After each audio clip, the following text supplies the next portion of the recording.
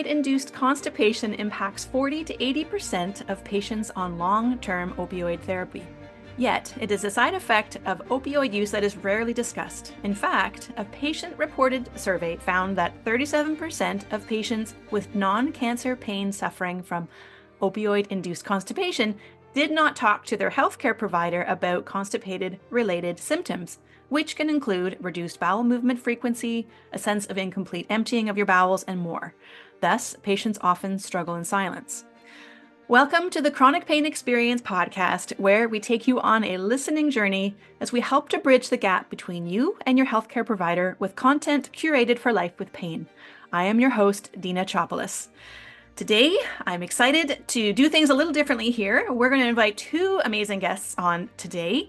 Today, I'm going to first introduce you to Nicole Hemmenway, and we also will have invite later on in the show, Megan Filloramo. Nicole currently serves as CEO of the U.S. Pain Foundation. She previously directed the Invisible Project, an online and print magazine that highlights the experiences of people living with pain for the organization. Nicole is also an author and motivational speaker.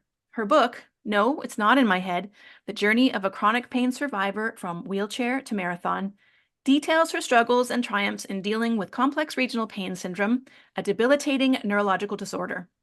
In September 2015, Nicole was featured in a campaign in USA Today in recognition of her role as an advocate for those living with chronic pain. And in 2017, she received the Unsung Hero Award for her work in the pain community. Nicole lives in the Nashville area with her husband and 3 young sons, and today, a whole lot of snow. Yes. Yes. Welcome, Nicole, and thank you. Thank you so much for being here today. Thank you so much for having me. This is such an important conversation, and I'm really glad that you guys actually approached me because this is something I wanted to touch on, but had no idea where to go. So you guys are going to be guiding me through this process as well. Today, we are talking about opioid-induced constipation, but first, a little context. So a research paper that I referred to earlier from 2014 measured the impact of opioid-induced constipation on pain management and adherence to opioid medication. Data was collected from an online self-reported survey where 504 adults using opioids to treat chronic pain. So overall, 49.6% of patients reported modifications to their opioid therapy because of constipation in the last 6 months. Approximately 20% discontinued an opioid medication because of constipation, and almost half of the study respondents modified their opioid therapy to manage constipation side effects. This analysis showed that constipation related to use of opioids can impact adherence to opioid therapy and pain management. So clearly we have a lot to talk about. So, all right, let's get right into it. Can you tell our listeners a little bit more about why the U.S. Pain Foundation started the Opioid-Induced Constipation Awareness Day?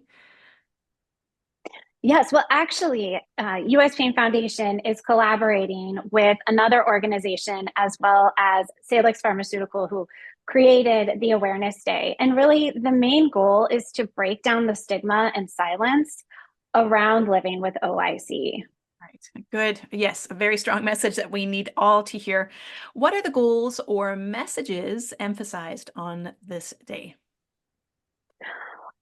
I think one of the big things is really, again, breaking down that stigma for having people feel comfortable talking about constipation related to taking their opioid medications. For people to know that there are tools out there, that there are therapies out there that can make a huge difference and impact on their lives. And then that in turn can lead to better health outcomes. Right. Because, I mean, we know chronic pain in itself is so life-altering. And then to have constipation on top of that is soul-crushing. I think, really, it's so difficult. Oh, sure. It is. It's devastating. And then until you have gone through it, you don't realize how it impacts almost every aspect of your life, from being able to socialize, from being able to work, from being able to have a normal existence in so many ways. You really do become almost a prisoner to the OIC and the fear of not knowing when you're going to have a bowel movement, the inability to have a bowel movement, the embarrassment to talk about it. These are all things that we want to address, we want to normalize, and we want to make sure that people know that there is help out there. So it seems that many individuals might be hesitant, as we know, to discuss or ask questions about constipation, especially when it's related to opioid use. In your experience, what do you think contributes to this hesitation? And I know we talked a little bit about it, but how can we encourage more open communication about constipation, particularly within the context of pain management?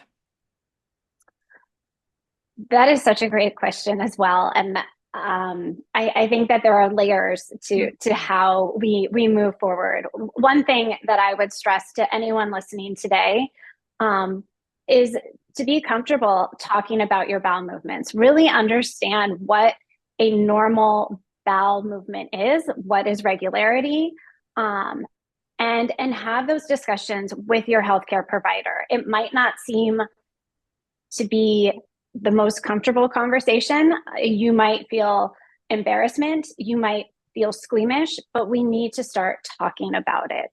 Um, for for me personally, having lived with chronic pain for 30 years, as well as having an OIC experience for quite a few years, I know how embarrassed I was. I know that anytime the doctor brought it up, I would almost try to brush it aside, like, no, I'm fine, I'm fine.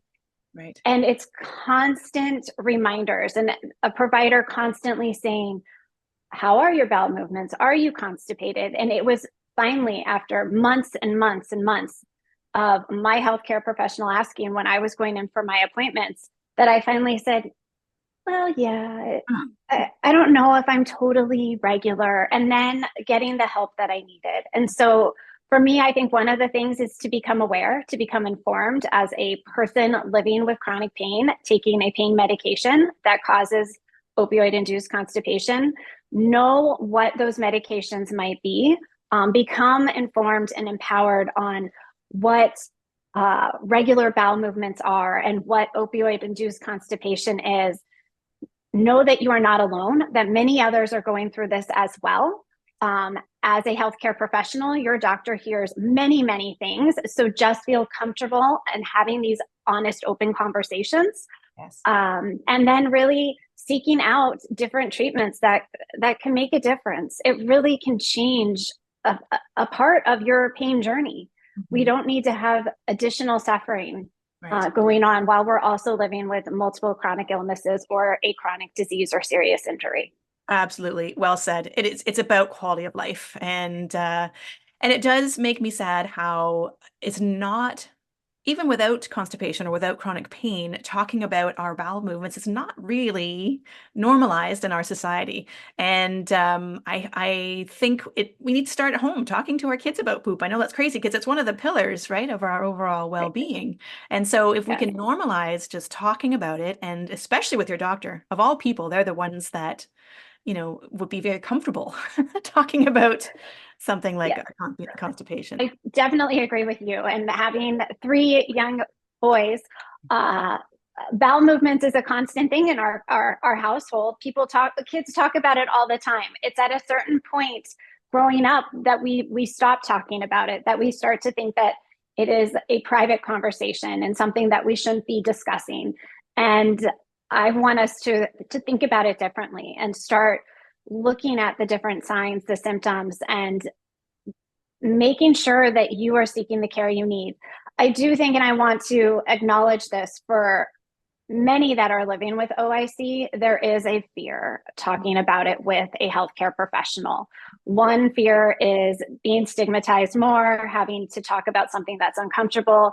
The other fear is the fear of losing a medication that might be making a big difference in their ability to live out their lives. And so I want to make sure that I acknowledge that. And for those that are tuning in, I hear you, I understand you. But please know that you don't need to suffer in silence. And please know that opioid-induced constipation is a disease in and of itself that can be treated and can be addressed. Well said. Now, can you recall how you were able to work through that fear? First of all, what was the fear that you started off with, and then how did you find your way through that? Mine wasn't started by fear, actually. It was started by embarrassment. I was very young at the time. I was in my late teens, early 20s. I was always going to the doctor's appointments with somebody else because it is always great to have somebody with you. But it was either one of my parents or it was a my friend's parents, and it always made me just embarrassed. I didn't want to talk about poop. I didn't want to talk about my bowels. I didn't want to discuss constipation. Now I'll talk about it any time of the day. So for me, it was more about um, thinking that it was a private discussion and that I didn't want to go there because I didn't know what questions they were going to ask next. And so for anyone else that's out there that is like me, don't be. Mm. Go, talk, share. Again, reiterating, we want to normalize this. We want to normalize this conversation with family, loved ones, physicians. So you have touched on it a little bit already, but chronic pain in itself is very much biological, psychological, social. So too is living with constipation. So you touched on it earlier on about how it impacts our day to day when you live with constipation, whether you're missing out on life because you're not able to go out, you're fearful, you're not sure when the next bowel movement might be. How else would you, either in your experience or what you're witnessing in others, how will it really impact the day to day? There's a lot of shame sometimes talking about OIC and then that burden because you don't want to tell people that you're not leaving the house because you haven't had a bowel movement in X amount of days and you're afraid that it's going to happen. And then if it does happen, where is the nearest bathroom? How long will I be stuck in a public restroom? The Nobody wants to hear about the straining, the clenching, the crying, the pain that is caused from OIC. It is all encompassing for many individuals. It truly is something that the more that we could talk about it, the more that we can become educated and informed, we become empowered. And with that, I'm hoping that individuals have the tools to effectively talk about this with their healthcare professionals to seek out the appropriate therapy options that might be out there for them. Right. Yes. And that's why, hence the initiative for this day. I think Yes. it's fantastic. Okay. So either from your experience or what you're seeing throughout the U.S. Pain Foundation, or even who you're partnering with, how can individuals proactively engage with healthcare providers to discuss these modifications to their opioid therapy? And what role does patient advocacy play in ensuring their plan is both effective and manageable? Well, if effective communication with your healthcare professional is key. It is, and it's very difficult and challenging for many living with pain to find that relationship and that positive connection where you become a team with your providers, that you feel heard and seen and validated, and that your provider might not have the options out there, but that they're there walking this path with you and recognize and validate the experiences that you are going through. So I really believe that so much comes from a positive relationship between an individual living with a chronic disease and their provider. With that said, open, honest communication and dialogue is fundamental.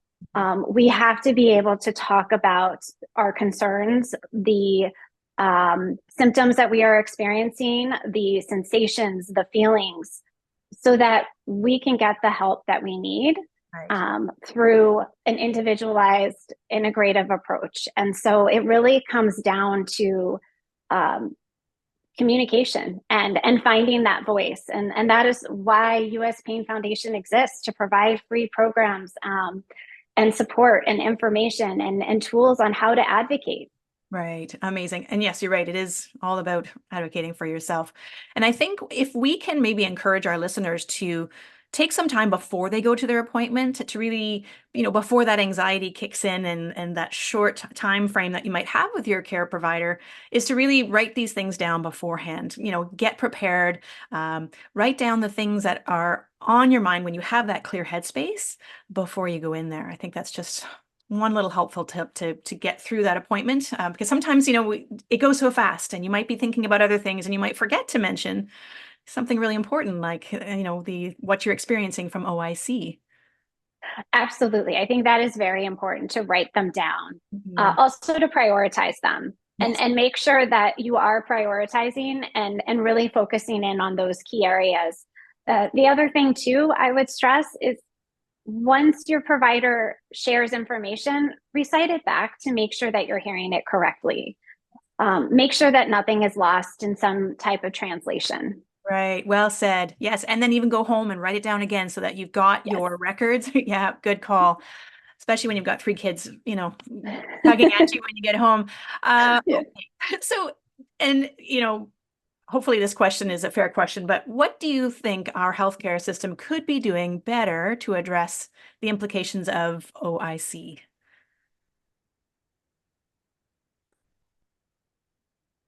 I would love for healthcare professionals to ask in every appointment, are you living with constipation? Because I think with that, it will start normalizing this whole discussion and this whole topic. And the more and more that individuals hear that question, they might they might say no the first time. They might say no the 10th time, but maybe that 13th time that they're in a doctor's appointment and somebody says it, maybe then they will have the strength to say, yes, it is a problem. I've just been embarrassed to talk about it till now. So, Nicole, it sounds like you had a fantastic provider who was really engaging in conversation. For any of our listeners who may not have that comfort with their provider, what would you recommend for our listeners to do if they're not having that conversation currently? Well, I think I would almost change that question in a sense. And what should the healthcare professionals be doing to make sure that patients have these conversations? I really believe it falls on the healthcare professionals. And I would love each and every one of them to be asking about this, speaking about it openly in every conversation, every doctor's appointment, because then it is going to give their patients the opportunity to feel comfortable and get the help that they need. To your point, I was so lucky and fortunate. I had a doctor that asked me at every single appointment, and look how long it took me to even come forward and say, yes, I actually do have opioid induced constipation. We need to make sure that all healthcare professionals are asking those same questions and start having those honest conversations with their patients and making it comfortable for them to say the same thing I did. Yes, I do live with OIC. And then from there, we can look at how do we treat that? How do we find therapies that are going to make a difference? And I think one of the key points there is just that it's not up to us, it's not up to the patient, right? Right. But also, I think creating that sense of safety. So if we can encourage our care providers to really create that safe space to be able to have these conversations, that would be extremely helpful too. 100%. Yes. Now, before we switch over to Megan, I just want to ask you one last question. Is there anything else that you wanted to bring to the tables today before I let you go? Well, I just want to say thank you so much. It's an honor to be here today with everybody. I want people to know that if you are living with opioid induced constipation, you are not alone. There are tools out there. Please go visit the website. If you are struggling with chronic pain and you need support, US Pain Foundation has online peer support groups. We have many different educational events and resources that you can get involved in. And we also help people learn how to advocate for themselves. So know that we are out there for you. We are walking this path alongside you, and you are not alone. And could I also ask, what is the official opioid induced constipation awareness day? The official OIC Awareness Day is December 5th. Excellent. Okay. Well, thank you so, so much for being here today, Nicole. I really appreciate your perspective, your input today. Thank you so much.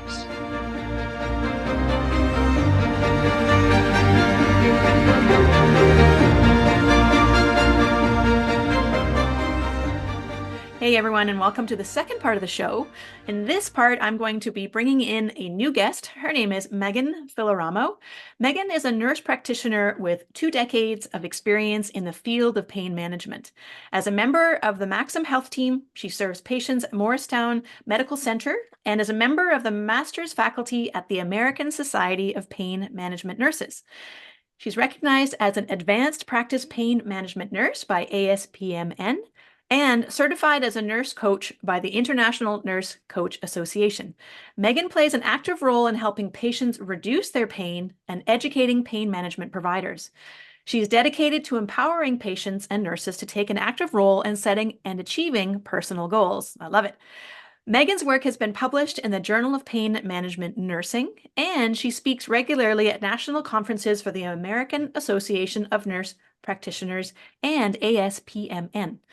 Megan received her master's degree in nursing science from Rutgers University and graduated magna cum laude with her undergraduate degree from Seton Hall University. She is completing her certification as an advanced practiced holistic nurse. Megan, really excited to have you here. Thank you so much for being here today.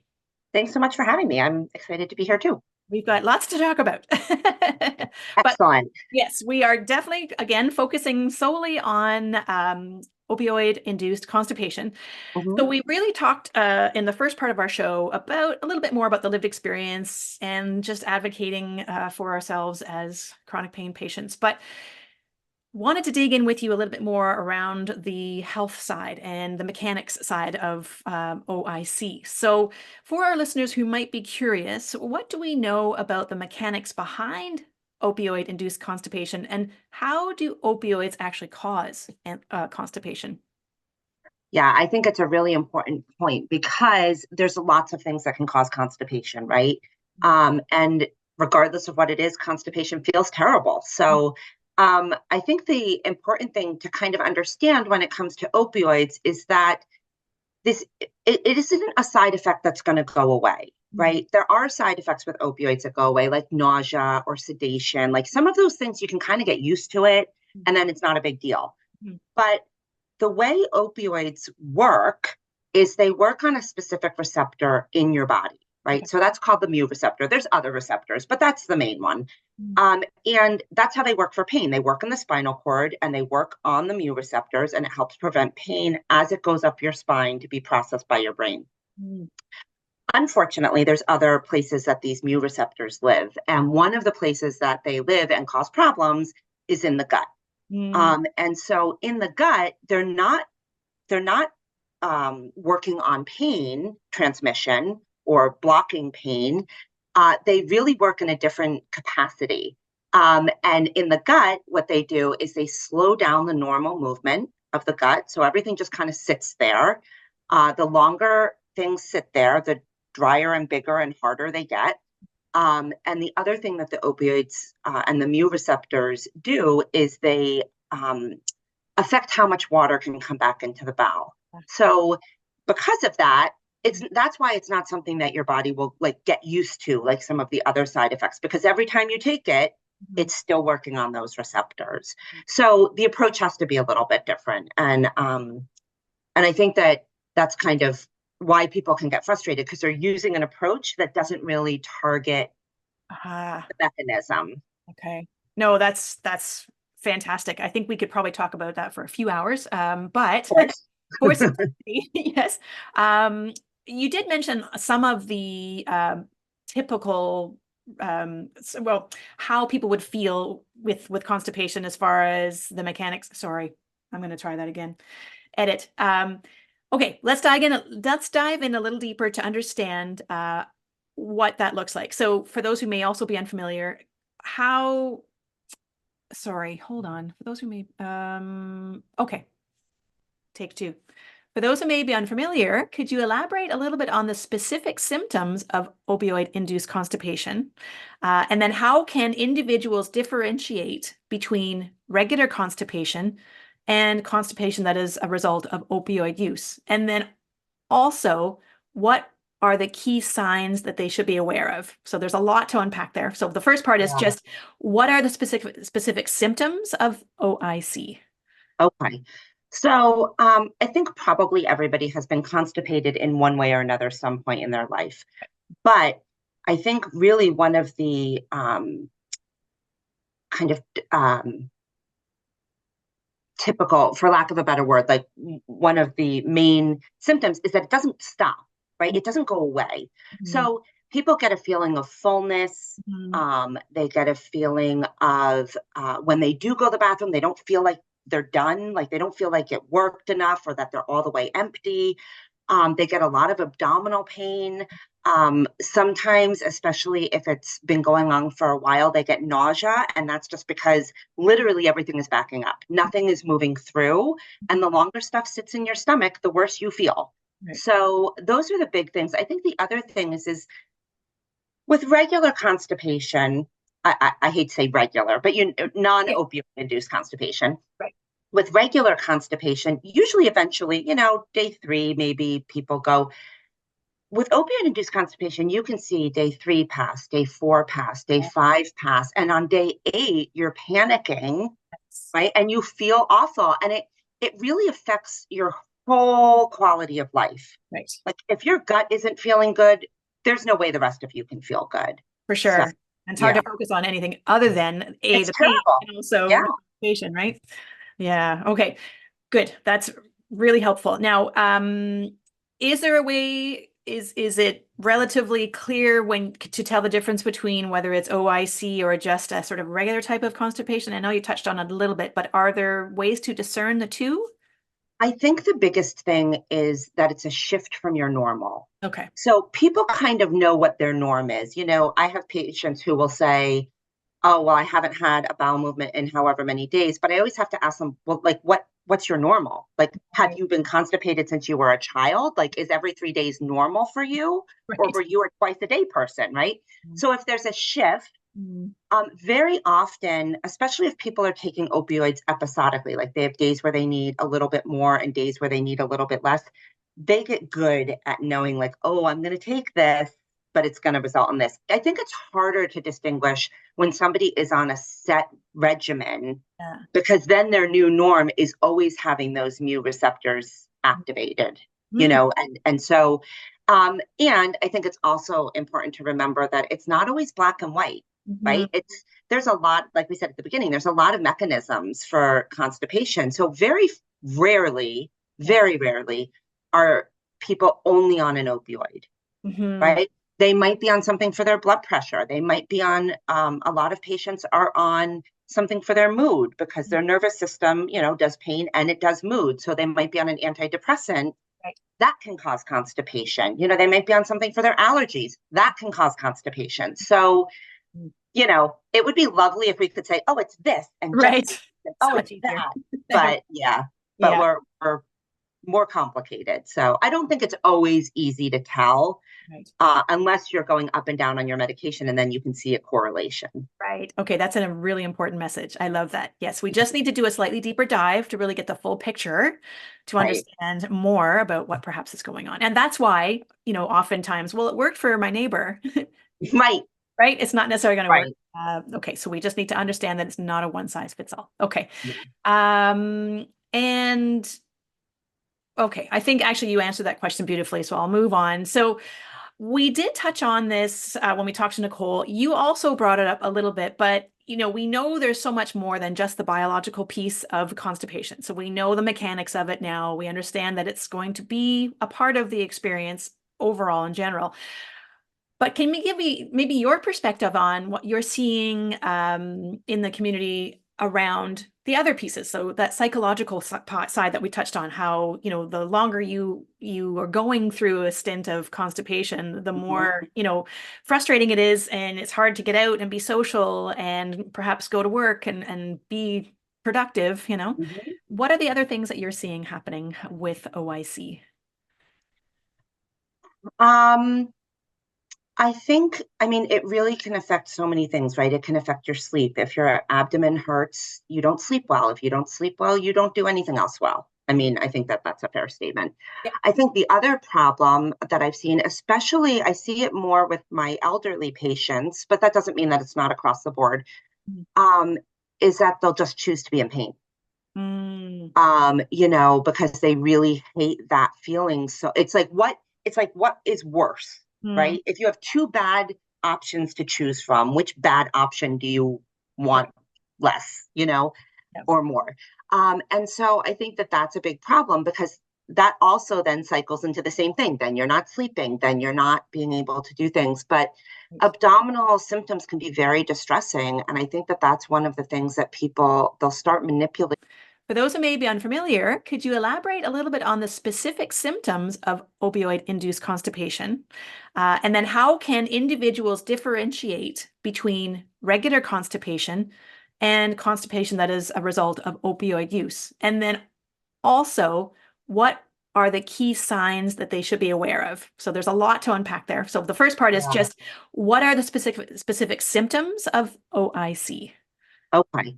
So I think probably everybody has been constipated in one way or another some point in their life. But I think really one of the kind of typical, for lack of a better word, like one of the main symptoms is that it doesn't stop, right? It doesn't go away. So people get a feeling of fullness. They get a feeling of when they do go to the bathroom, they don't feel like they're done, like they don't feel like it worked enough or that they're all the way empty. They get a lot of abdominal pain. Sometimes, especially if it's been going on for a while, they get nausea, and that's just because literally everything is backing up. Nothing is moving through, and the longer stuff sits in your stomach, the worse you feel. Right. So those are the big things. I think the other thing is with regular constipation, I hate to say regular, but non-opioid induced constipation. Right. With regular constipation, usually eventually, day 3, maybe people go. With opioid-induced constipation, you can see day 3 pass, day 4 pass, day 5 pass, and on day 8, you're panicking, right? And you feel awful, and it really affects your whole quality of life. Right. Like if your gut isn't feeling good, there's no way the rest of you can feel good. For sure. So, and it's hard to focus on anything other than the pain and also constipation, right? Yeah. Okay. Good. That's really helpful. Now, is there a way? Is it relatively clear to tell the difference between whether it's OIC or just a sort of regular type of constipation? I know you touched on it a little bit, but are there ways to discern the two? I think the biggest thing is that it's a shift from your normal. Okay. So people kind of know what their norm is. I have patients who will say, oh, well, I haven't had a bowel movement in however many days, but I always have to ask them, well, like, what's your normal? Like, have you been constipated since you were a child? Like, is every 3 days normal for you? Right. Or were you a twice a day person, right? So if there's a shift, very often, especially if people are taking opioids episodically, like they have days where they need a little bit more and days where they need a little bit less, they get good at knowing like, oh, I'm going to take this, but it's going to result in this. I think it's harder to distinguish when somebody is on a set regimen, because then their new norm is always having those mu receptors activated, and so, and I think it's also important to remember that it's not always black and white, right? There's a lot, like we said at the beginning, there's a lot of mechanisms for constipation. So very rarely are people only on an opioid, right? They might be on something for their blood pressure. They might be on, a lot of patients are on something for their mood because their nervous system, does pain and it does mood. So they might be on an antidepressant. Right. That can cause constipation. They might be on something for their allergies. That can cause constipation. So, it would be lovely if we could say, oh, it's this. And it's that. But we're more complicated. So I don't think it's always easy to tell, unless you're going up and down on your medication, and then you can see a correlation. Right. Okay. That's a really important message. I love that. Yes. We just need to do a slightly deeper dive to really get the full picture, to understand more about what perhaps is going on. And that's why, oftentimes, well, it worked for my neighbor. Right. Right. It's not necessarily going to work. Okay. So we just need to understand that it's not a one size fits all. Okay. Yeah. So we did touch on this when we talked to Nicole. You also brought it up a little bit, but we know there's so much more than just the biological piece of constipation. So we know the mechanics of it now. We understand that it's going to be a part of the experience overall in general. But can you give me maybe your perspective on what you're seeing in the community around the other pieces, so that psychological side that we touched on, how, you know, the longer you are going through a stint of constipation, the more, you know, frustrating it is, and it's hard to get out and be social and perhaps go to work and be productive, you know. Mm-hmm. What are the other things that you're seeing happening with OIC? Um, I think, I mean, it really can affect so many things, right? It can affect your sleep. If your abdomen hurts, you don't sleep well. If you don't sleep well, you don't do anything else well. I mean, I think that that's a fair statement. Yeah. I think the other problem that I've seen, especially I see it more with my elderly patients, but that doesn't mean that it's not across the board, um, is that they'll just choose to be in pain. Mm. You know, because they really hate that feeling. So it's like what is worse, Mm. right? If you have two bad options to choose from, which bad option do you want less, you know, Yeah. or more? And so I think that that's a big problem because that also then cycles into the same thing. Then you're not sleeping, then you're not being able to do things. But abdominal symptoms can be very distressing. And I think that that's one of the things that people, they'll start manipulating their pain medications because of that. Right. The other thing that I think they do is a lot of times people will try all the things that, you know, that their cousin Right. used or their dog sitter's best friend's neighbor used. And they can get into some trouble with that too, right? Because now you're having loose stools and you can't run out, you can't go out, you can't do all of these other things, or they're trying things that really aren't indicated. But I think that that can be one of the other things that comes up a lot. How do you talk through that? So when you have someone who is having to make that, well, they feel they're having to make that decision around, do I just focus on the pain, or do I deal with the constipation as well? So what happens? How do you talk through someone that trying to make that decision? How can we help them through that? Yeah. So I think when somebody is trying to decide, they shouldn't have to make that decision, right? It shouldn't be an either or. And I think so often we default to like, oh, it's this or that. But like one of my favorite questions to ask my patients is like, what's the third option? What's the option that we didn't really explore? So sometimes that can take all sorts of different mechanisms. Sometimes the patients really don't want to be taking the opioid because they don't like the idea of it. But they also have to be able to move, right? Everybody knows that like no cardiologist is going to tell you to move less. Right. No endocrinologist is going to say sit around, right? Yep. So we have to move. We have to be able to move. And if using the pain medications allows you to do that, then we need to figure out what other ways we can use to manage the constipation, and what other things could we do that maybe aren't opioids that could allow you to feel better, so that maybe you can rely a little bit less on the opioids. The opioids, you know, people start on opioids because they're quick and they work, right? They can often work effectively, especially initially early on. But that doesn't mean that there's not lots of other things that we can try to help the pain, to decrease the opioids, to decrease the opioid constipation. Well said. Okay, so how effective are other tools like movement? I know movement typically helps to get the bowels moving. I know we have to take the movement into a very safe space, you know, working through of course, fear movement, all that stuff. But can movement be an effective part of the protocol? I think movement is an effective part of life. And I say that with the caveat of course, like not everybody can go for a walk, right? And so I'm very aware of that. So I would say like movement is great if you can do it. It doesn't change the effect of the opioids on the mu receptors. But it does do other things, right? It does increase the movement of your bowels. It can help with other things. It can help with your mood. So I think, and I think that this is, I'm going to put a little plug in here for nurses and nurse practitioners, but I think this is one of the beauty of being a nurse or a nurse practitioner. And of course, there are other people who do this, but you can't take one part of the person and separate it out from the rest of the person, right? Like we are a whole. So movement is important. Is it going to cure your opioid-induced constipation? No, it's not.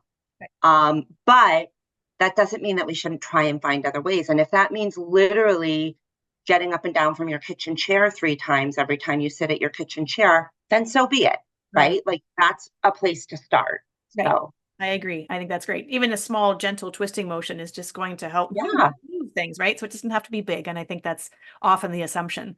It's Yeah. got to be a long walk. So, okay, thank you for addressing that. I did mention at the beginning of the podcast about just some statistics around, opioid use and patients feeling like they need to now either come off because of the constipation or alter their pain plan as a result of constipation. So, in the study, it said almost half of the respondents changed their medication due to the effects of opioid-induced constipation. But I would love to explore this a little more with you. So, given that almost half of the respondents modified their opioid therapy due to constipation, what are the primary options or strategies available for individuals looking to adapt their opioid protocol while Mhm. still managing constipation effectively? So we talked about movement, but what other things would you say could be helpful for those listeners?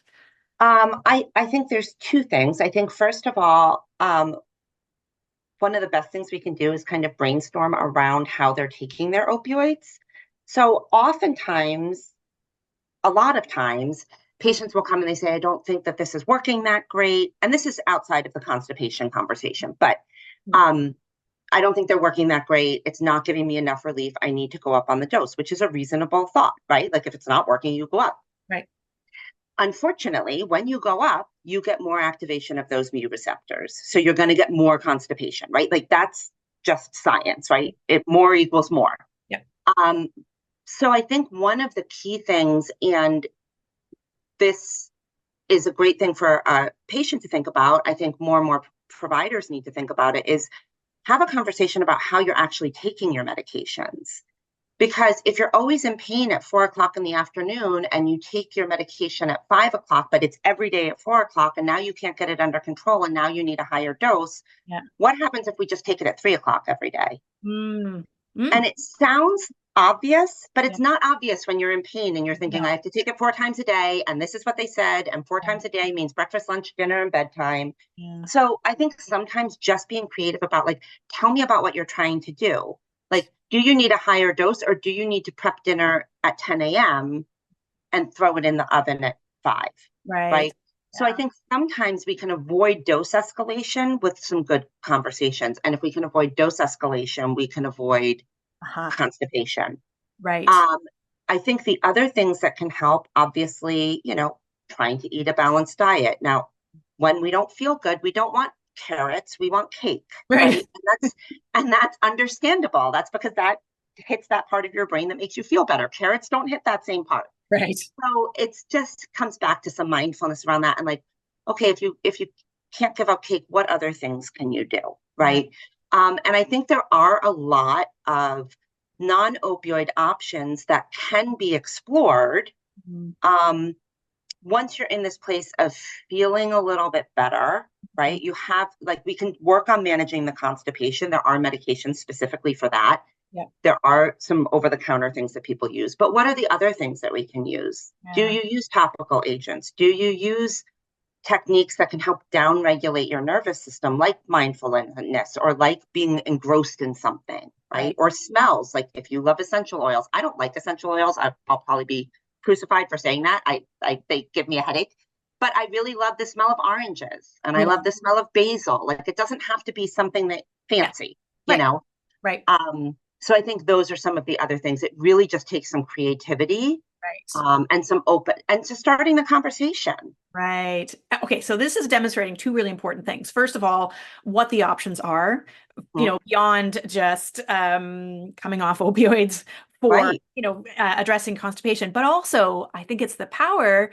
I'm sorry, here's a little plug for both of us, is the coaching, the conversations around exploring different options. Right. Just by you asking a question around what is the third option opens up a whole door, right, for Yeah. other possibilities. So bravo, I think that's powerful as well. So we've talked a lot about different strategies that we can use. When I was talking to Nicole, one of the big aha moments was it really should be the caregivers or the physicians who are the ones regularly asking the client, the patient, about constipation, as opposed to, the weight or the burden being completely on the patient. And so, how can individuals proactively engage with healthcare providers or vice versa to Right. discuss modifications to their opioid therapy. I think this is really the crux of it, right? Because people are afraid to bring this up Yes. because if the opioid has been the only thing thus far that's really helped them, they're afraid that the answer will be come off the opioid, right? Or go down on the opioid. So they don't want to have the conversation. I think sometimes too, people are just embarrassed. And I kind of forget that because when you go through any kind of medical training, you get it's like immersion training of uncomfortable things, right? So it's not uncomfortable to me to talk about constipation, but that's because I talk about it all the time. To somebody else, it might be really kind of unnerving. And so I think a big part of it is provider education. When you say, how are your bowel movements? You know what people say? Oh, fine. Or, oh, I'm taking prunes, and that can be helpful, right? But do you follow up with that? Okay, how many times are you having, what is fine? How many times are you having a bowel movement? Is it different than your normal?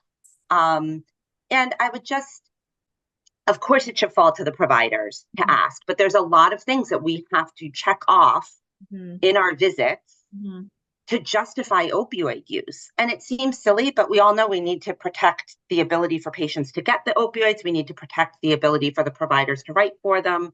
There's a lot of things that we need to make sure that we do for safety. So I think, unfortunately, when it's not appropriate, but it falls to the bottom of the list of like, oh, what am I talking about today? Right.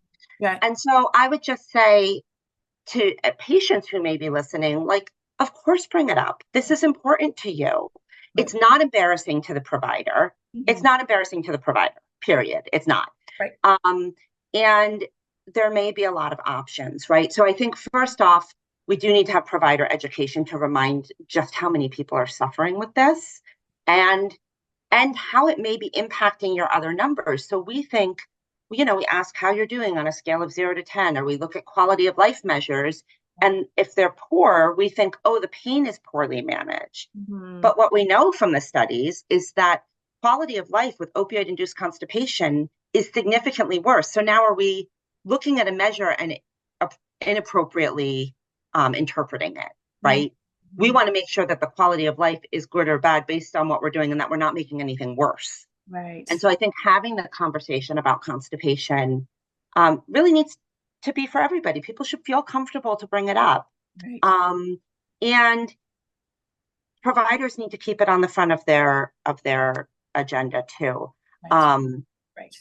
Because nobody listen, we all went into this so that patients wouldn't have to suffer with pain as much as we can, right? To get it down to a low level. So that's kind of good. Okay. And I'm going off the cuff here, but I think it's an important measure. Maybe if we can spend a little time just sort of addressing both for the provider as well as the patient coming in, but what sort of ways can they create a safe space to be able to either have these conversations or to come forward with these conversations? Is there anything they can do either before the appointment or while they're in, like, is there anything the physicians can be doing while they're in that space to create that safe space for the conversation to happen?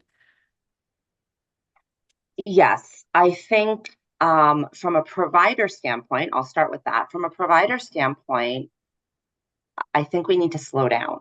Not necessarily slow down in our interaction, but slow down in our heads. And just not assume that we know what the person is going through or what they're going to say.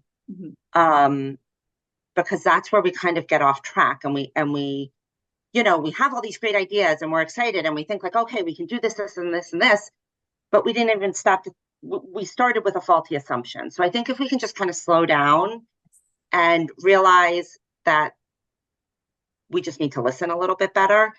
And I think sometimes, which we don't often do because we're not trained to do, is ask when we go into the room, like, what do you want to get out of this 15 minutes or 10 minutes? We think, oh, everybody's so rushed, 10 minutes isn't enough. You can get a lot done in 10 or 15 minutes. And so I think just kind of slowing down and asking the patient, I think on the flip side, a lot of patients are like, wait, what? So, and if they say, something like, I want have my pain under better control. What does that look like for you? What does that even mean? Like, is that a number, or is that sitting through your grandchild's lacrosse game? Right? Like, what is that? So from a provider standpoint, I think just normalizing the conversation, asking like it's not a big deal, because it isn't. It's a big deal to experience. It's not a big deal to talk about. There you go. Right. Yeah. Right. Yeah. So I don't want to say it's not a big deal. Yeah. I think from a patient perspective, I mean, this may inappropriate inappropriate, but the best example I can give is when I was in NP school, I had to do a women's health rotation.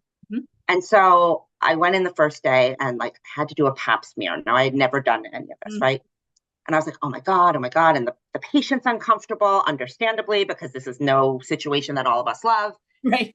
And like, so it was a very awkward first week. Mm-hmm. By the end of the summer, I had done hundreds of pap smears. And by the end, I was like, come on, just open your legs. Like, it's not a big deal. But my point is that something that can seem so awful, yes, with repetitive exposure is really like, it wasn't uncomfortable for me. And I think so often when people are uncomfortable, they think it's because the other person is going to be uncomfortable. Right. Like, how are they going to interpret this? What are they going to think if I bring this up? What are they going to say? Yeah. And so it's normal. Like, it's just as normal as an OBGYN doing thousands of pap smears a year. Right. Like, nobody would go in and be like, oh, I wonder if this is making my OBGYN uncomfortable. Right. No. No. So I think and you can take some comfort from that, knowing that you're not making your OBGYN uncomfortable, right? It's like, okay, I can put up with a little bit of discomfort because I know she's not uncomfortable or he's not uncomfortable. Yeah. So I would say I know that's a kind of wacky. No, but it's good. It's good. Yeah. And I think it's sometimes a shift of perspective, right? It's almost like, if you can go in there understanding that it's not a big deal, and whatever words you need to tell yourself to feel a little more comfortable coming forward in the conversation. Yeah. The better. And I think the other thing is with that, like, are you willing to be a little bit, say it is uncomfortable, say you can't get your head around it and it's just uncomfortable to talk about constipation. Yeah. Fine.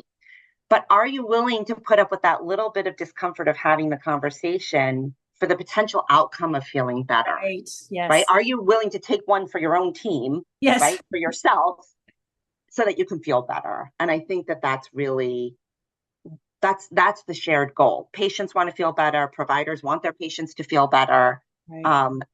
And sometimes you just kind of gotta talk about it. Yeah, absolutely. Good. Excellent. I know we could talk about this for hours. I just love this conversation. Before I let you go, two things. Is there any resources that you think would be really helpful for our listeners on OIC specifically? So there is the OIC Awareness Day.com website. Okay. So I think that can be really helpful.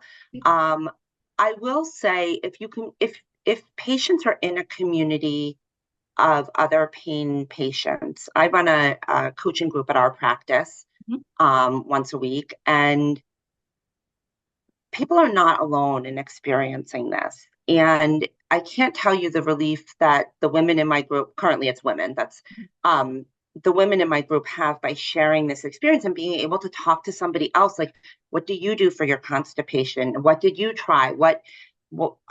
I mean, last week we were talking about heated toilet seats, and for some reason that, but my point is that people are not alone in this. And when you feel alone, that's where it can really get terrible. So I think, going to the OICawarenessday.com gives you a lot of resources. But if you're in a pain community, again, maybe take one for the team and bring it up, because there's a lot of other people who would really benefit from just having that normalized by the community that they're in.